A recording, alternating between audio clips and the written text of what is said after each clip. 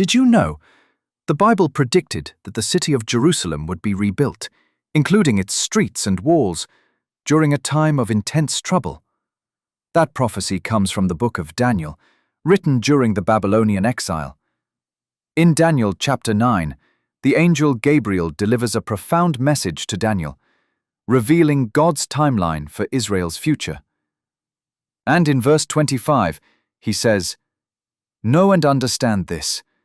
From the issuing of the decree to restore and rebuild Jerusalem until the Anointed One, there will be 7 sevens and 62 sevens.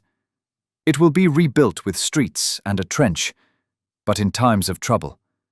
Daniel 9, verse 25. Let's pause there. This is remarkable for a few reasons. First, Jerusalem hadn't even been rebuilt yet. It was still in ruins. The walls had been torn down, and the gates burned when Babylon invaded in 586 BC. Yet Daniel, inspired by God, foretold a coming decree to rebuild the city.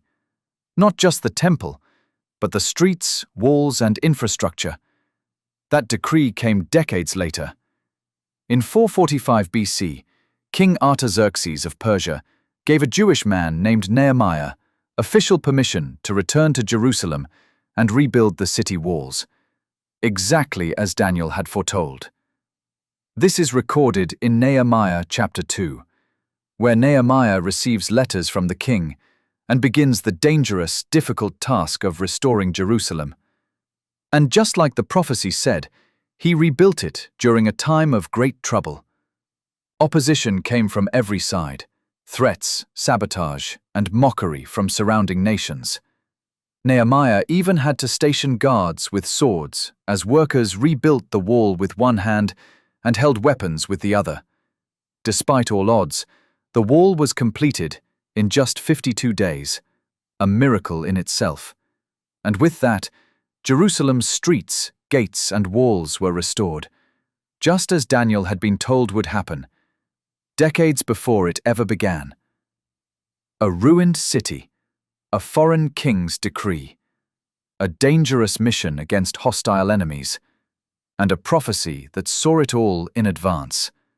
God's word didn't just predict restoration, it described how and when it would happen, right down to the tension and turmoil.